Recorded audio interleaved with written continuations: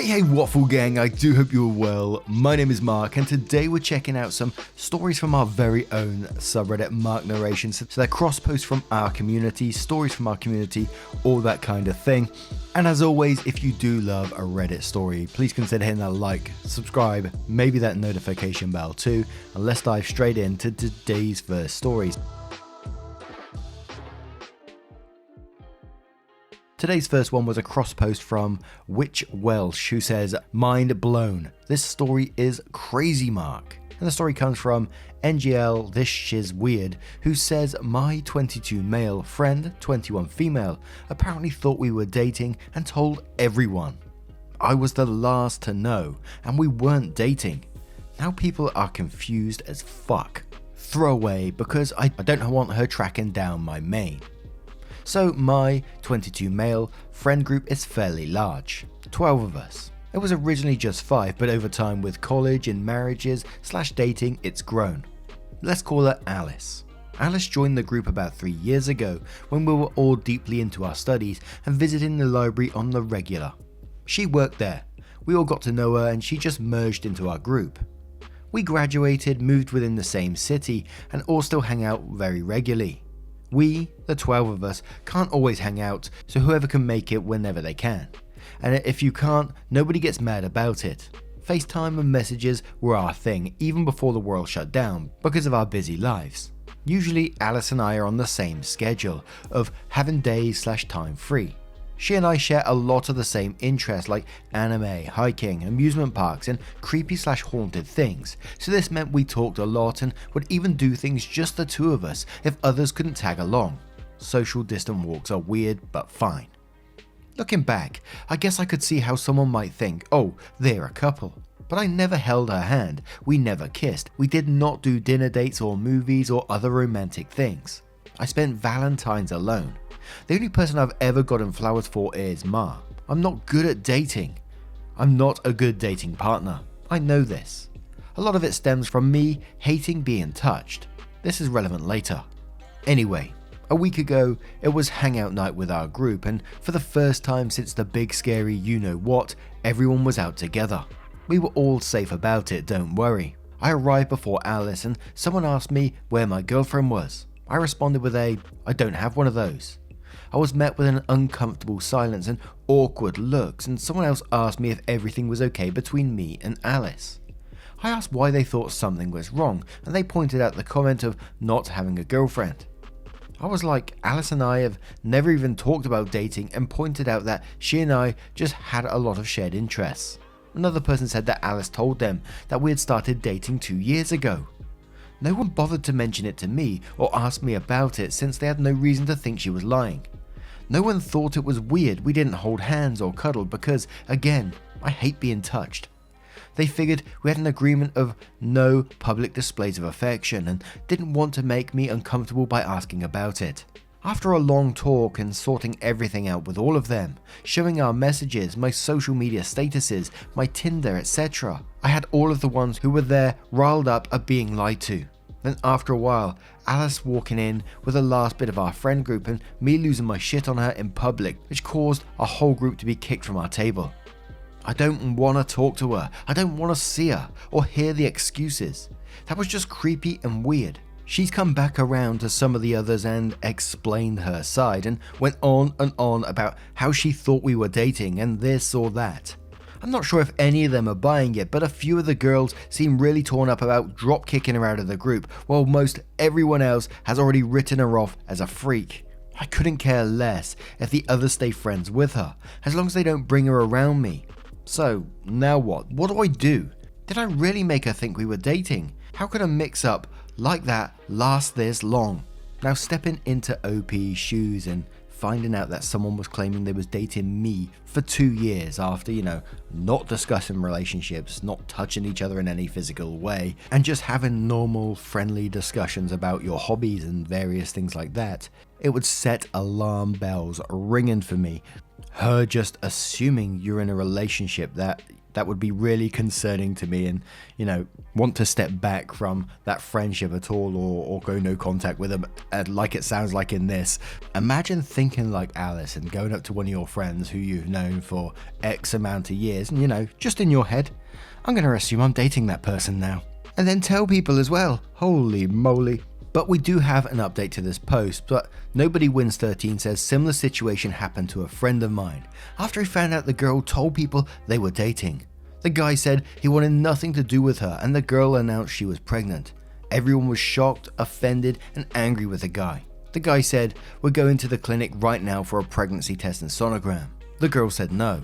The guy said if she was going to try and ruin his reputation and slash all the next several years of his life, he could damn well inconvenience her for an hour or two. She started crying and admitted she made it up because of another girl in the group asked her if he was dating anyone. And she was jealous and said yes, me, but we're keeping it a secret for now. And it snowballed from there.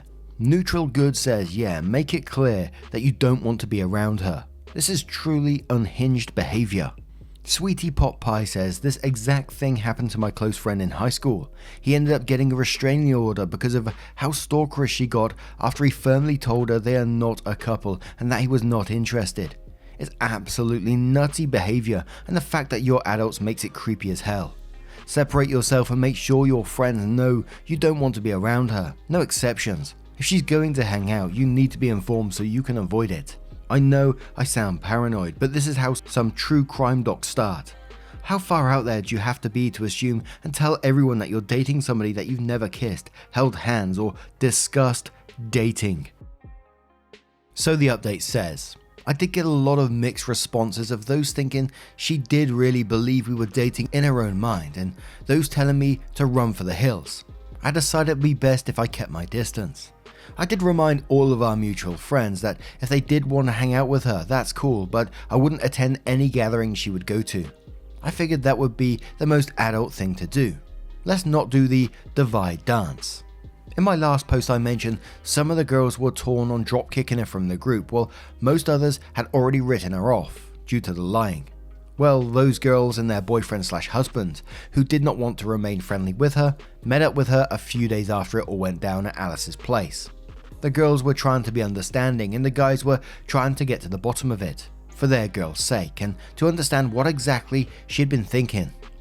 There was a lot of back and forth, beating around the bush and avoiding answering their questions. She kept telling them that she would discuss it with me and only me, that our relationship wasn't their business, and look what happened because they got involved.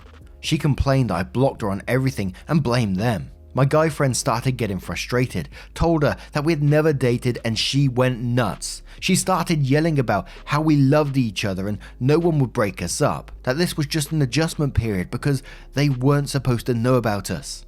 My one friend told her to prove it, and she did. She took them to a room in her apartment that was floor to ceiling covered in my pictures. I'm not even kidding, even the carpet had pictures taped to it. I saw the video of it. I'm talking group pictures where I was cut out and online photos I would post, selfies, profile pictures. There were also pictures of her and me together, both from group photos where we just cut out just two of us and pictures where she photoshopped herself into.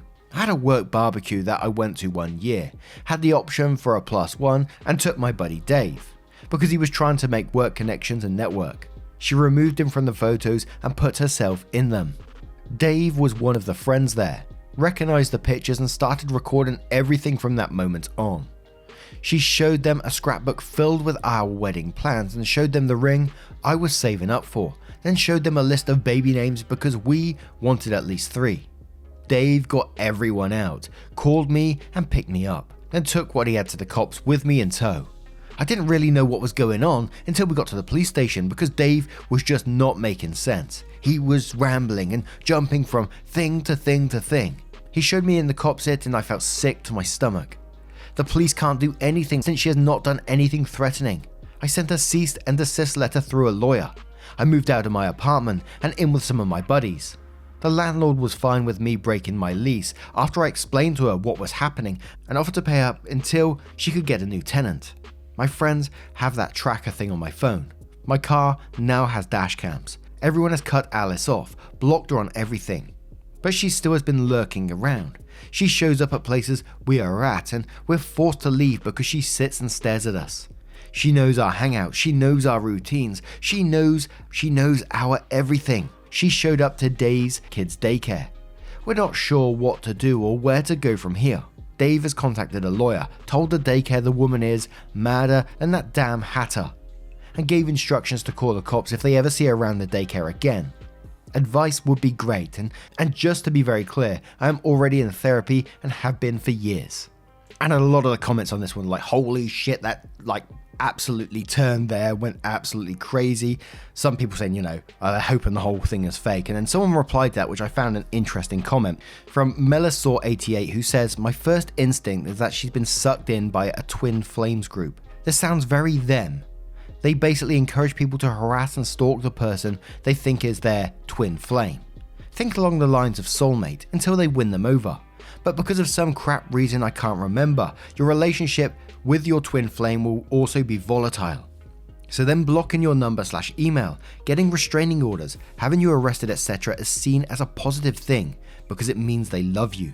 So you're actively encouraged by your group to escalate your unhinged, stalkerish behavior because this poor person's negative response to you is somehow painted positively. They are all cracked.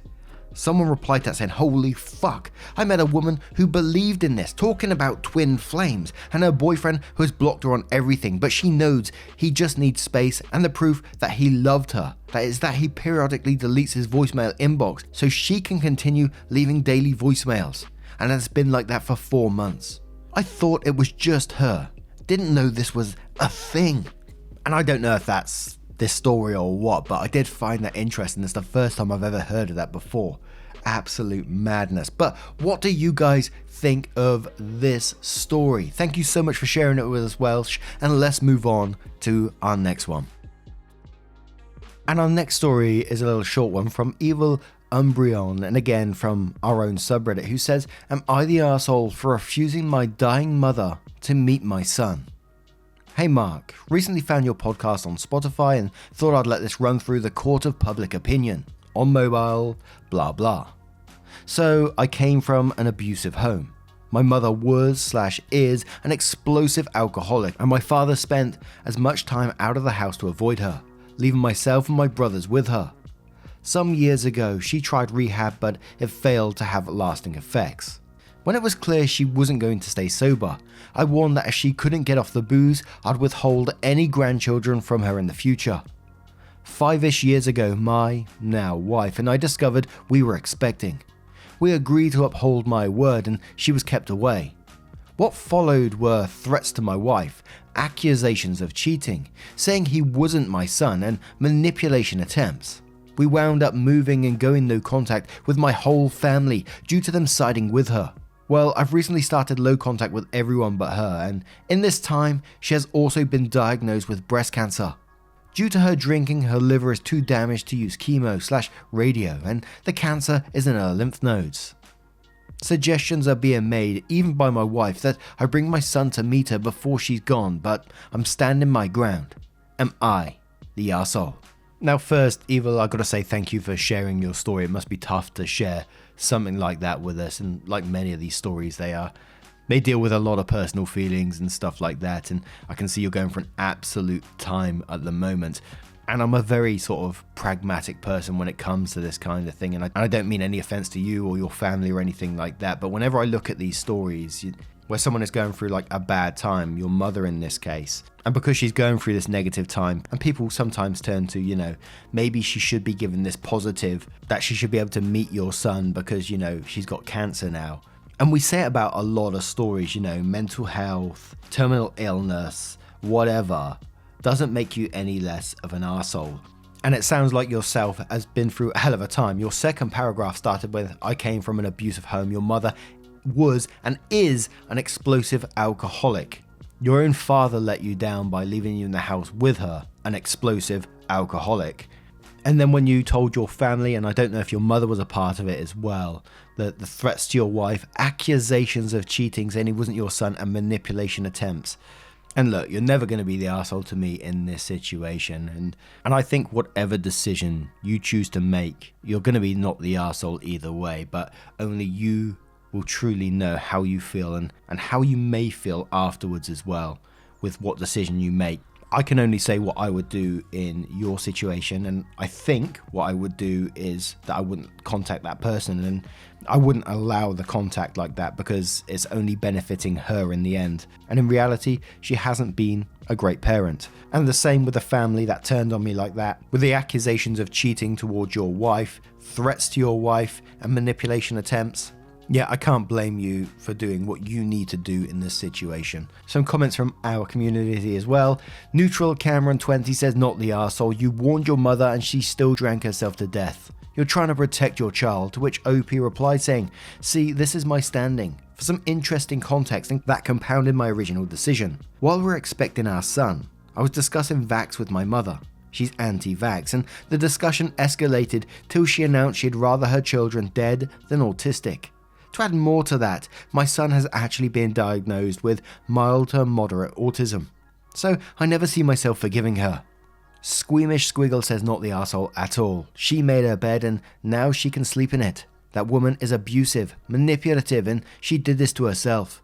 She knew the consequences of her actions and turned your whole family against you. She doesn't deserve anything from you. Not to mention that experience could easily scar your child. I saw my mother almost dead in the hospital when I was around 10ish, and I'm still terrified of hospitals and sick people to this day.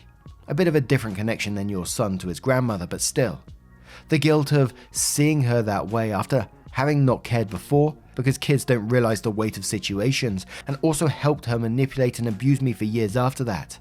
If your family sided with your mum, it wouldn't be too far for a leap to think they might use her death as a way to manipulate you and your son into spending more time with or doing things for them. Basically, if you go, you not only break your word, you open several cans of worms you can't close, not at least of which could be scaring your toddler son and possibly leaving a mark of fear on him for life. And one more from Forsaken Waffle 78. Cracking name, who says, not the arsehole. She can still be explosive, violent, and manipulative, and have cancer. It doesn't change who she is. People who have not lived it can't understand what it's like or what it means to grow up in a house like that. If there are strong feelings on it between yourself and your wife, please consider couples counseling so she can understand the weight of what she's asking of you and how that affects your trust in her and what it does to you emotionally and psychologically. OP replies saying, I feel I need to explain my wife's perspective on this matter. My wife doesn't forgive my mother for anything that's happened, but fears I may regret this decision, and is purely making sure I make a choice I won't regret. Now I turn this one to you guys. What do you guys make of this situation? What would you suggest to either Umbriana or OP here, who kindly shared their post on our subreddit? Let us know your thoughts in the comments below, and let's move on to another story. And our next story comes from, again on our subreddit, Plop Tart Throwaway, who says, narcissist parents wanted me to trade houses with them because I got a slightly better one, and then literally stole my air conditioners when I refused to give them money. I'm going to start off by saying that if you have a house and don't have cameras, get cameras. I have some now, but I should have gotten them sooner. I live in a pretty typical manufactured home in Arizona. My parents also live in one just a few streets over. Despite how close we are, I am VLC because they are just bad people. They treated me okay as a kid, but things changed as soon as I was in my late teens. I was expected to do more and pay my way as soon as I finished high school. That was fair. I was an adult by then after all, but my parents wanted a lot more in rent than what I'd have to pay to get my own apartment.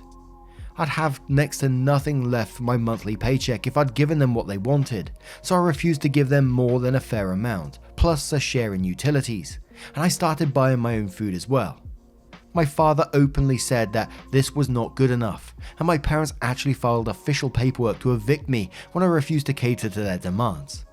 I left home and got an apartment with my best friend. 5 years later, and I bought my own house in a neighborhood not far from my parents. It's just a manufactured home on a small property, but it was so damn cheap that I couldn't turn it down, and my monthly mortgage isn't bad either. I even moved my best friend in to help me cover the bills. We were already used to living in the same space, and the house gave us much more room. I even let another friend move in to get some more rent money for the mortgage because we've got one room that's actually left unused right now, since the house is a 3-bedroom. My parents, though, somehow didn't like my independence from them. Did they want me to fail or something? I don't know. But the incident that caused the very low contact, VLC, was when they demanded I trade houses with them.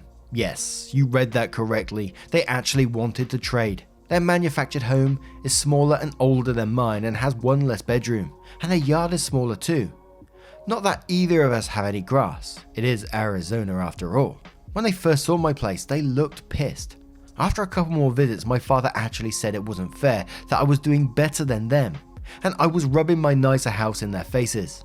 It's just an old manufactured home in one of the hottest states in the US. Seriously, what's to brag about? But I guess having something even slightly better than what my parents had irked them, and as I've already said, they actually demanded we trade houses because of it. My friend who lives with me literally fell onto the couch laughing when they said that, and I couldn't help but join in. My father said it was not funny and to give him what he wants. When I recovered my composure, I said he and my mother were not entitled to my house or anything I owned for that matter, and then told them to get the fuck out. After that, we barely spoke. And then the pandemic hit. Didn't really change my life much. I like the peace and quiet, and my friend knows to leave me alone most of the time. My father, however, got laid off and he struggled to find another job. He ended up working in the local Marto Walls for half a year before getting a better paying job. I did get a kick out of him seeing there when I was shopping for groceries, but as much as I hate him, I'm not going to call him a bad employee. He actually did fine, but during that time, he and my mother kept calling me and asking for money. I know what you're thinking. Don't lend them anything. They didn't want loans. They wanted handouts. Why? Because they raised me and I owed them. I said if they didn't want the cost of raising a kid, they shouldn't have had one. A few weeks ago though, my mother called me begging for money because their dinosaur of a window air conditioner unit finally crapped out. I told them I was not giving them anything, and they were too cheap to replace that old AC unit for a long time. So I wasn't going to buy them a new one. My mother then complained about how I have 2 in my house, and the least I could do is give them one. I then said that maybe if she and my father weren't always pissing away their money on beer and MJ all the time, they'd have the money to buy another air conditioner. Then I said I wasn't giving them one of mine or any money. End of story. Only it wasn't the end of the story. A few days later, I came home from work to find my house had been broken into. My front door locks were drilled out and both of my window AC units were gone. Nothing else was stolen, but they went out their way to make a huge mess for some stupid reason. Probably to make it look like a typical robbery or something. I knew it had to have been my parents and called the police. I told the police that I heavily suspected my parents of the theft because they acted entitled to my stuff, even though I'm a grown man that doesn't live with them. I went with the police to my parents' house and sure enough, they had both my AC units going in their windows. When confronted my parents, they obviously denied the theft. They claimed they already owned the AC units, but statements from their neighbors said otherwise. But my parents still denied the theft. I'd bought both AC units used online years ago, which means I had no receipts for them, so I figured my only option was to look for witnesses in my own neighborhood, and as luck would have it, a neighbor across the street has security cameras. At the edge of one of them caught just enough to see my parents showing up in my father's truck. My father could be seen walking with a cordless power drill in hand, and a few minutes later they came back to the truck with my AC units. They went back in to ransack the place, I'm guessing. With this evidence in hand, police had cause to arrest my parents. At first both of them acted like they'd done nothing wrong, but I convinced the police to let me do the talking. I said they could either return the AC units to my home and clean up the mess they made, or I'd let the police arrest them both right there. They'd already stolen from me, lied to police, trespassed, vandalized my house, broke my front door locks, and there was video evidence of what they had done. If I pressed charges, they were both going to jail for sure. My parents looked deflated, then asked for a moment to talk with each other in the bedroom. I heard a lot of shouting from both of them, and I could hear my mother yelling that my father was an idiot, and he was trying to blame me in turn. After about 5 minutes, they came back out looking even more deflated and said they'd return the AC units and stop bothering me for money if I didn't press charges. I said they were going to clean up the mess in my house and buy new locks for my front door as well. And then I wanted written apologies from both of them on top of it. They begrudgingly agreed and even got a police escort back to my house. My father was forced to put up the AC units back in my windows and then left my mother to clean up the huge mess they made while he went out and bought replacement locks for my front door. He was gone for about an hour and came back with a new stainless steel lock set to replace the knob and deadbolt. Then he had to help my mother finish cleaning. During this time I let the two cops just sit and watch them while drinking soda. They said it was very entertaining. After everything was cleaned up, I gave my parents each a piece of paper and pencil and told them to write out the apologies to me for what they had done. My father looked especially pissed and said I was treating them like a child. I said he was acting like one and never stopped treating me as a child either. This was just me holding him accountable, and I could have him sent to jail, but I felt like this was better for teaching him a lesson. He then kind of snorted and started writing. My mother wrote out a good apology, but my father's was pretty half-assed and passive-aggressive, but I didn't care. It seemed to kill him a little inside to have to do it. And when he was done, he left without speaking to me.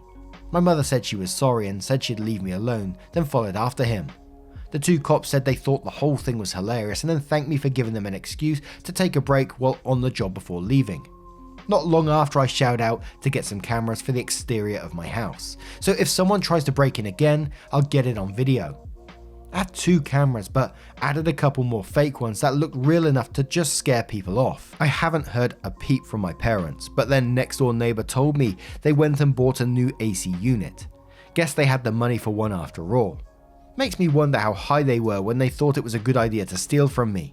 Maybe having lean pockets for a while will teach them. Then again, they are who they are after all. And as always, it's one of those stories I think, what are they thinking that they could get away with stealing AC units and not take anything as well, so it clearly pointed to them afterwards. I always think what they're thinking about the sort of end game. So they've taken these AC units, they put them in their window, and they just think, OP is not going to suspect them, turn up at their house and say, they're my AC units, and still try to get away with it after the fact. Oh dear, dear, dear, holy shit. Thank you so much, Plop Tart, for sharing your story there. And I'm glad, you did get your AC units back, and hopefully your parents are leaving you alone as requested. But what do you guys think of this one? Let me know your thoughts in the comments below. As always, thank you to our community on r/Mark Narrations for sharing your stories, getting involved in the channel and all that good stuff. Don't forget to leave some comments down below what you think of them, and just a huge thank you for spending your time here today. And I will see you in the next one. Take care, guys. Much love. Yeah, man, I remember being so naive when life was good, weather and palm trees. Back in the day, you were everything I need. But then along came a time when you crushed my dreams. Oh yeah, you played me like a fool when you made me believe that the line between love wasn't thick enough to read. Oh yeah, you see we in despair, crime everywhere. You're selling false hope cause you just don't care. Nah, you just don't care. Nah, you just don't.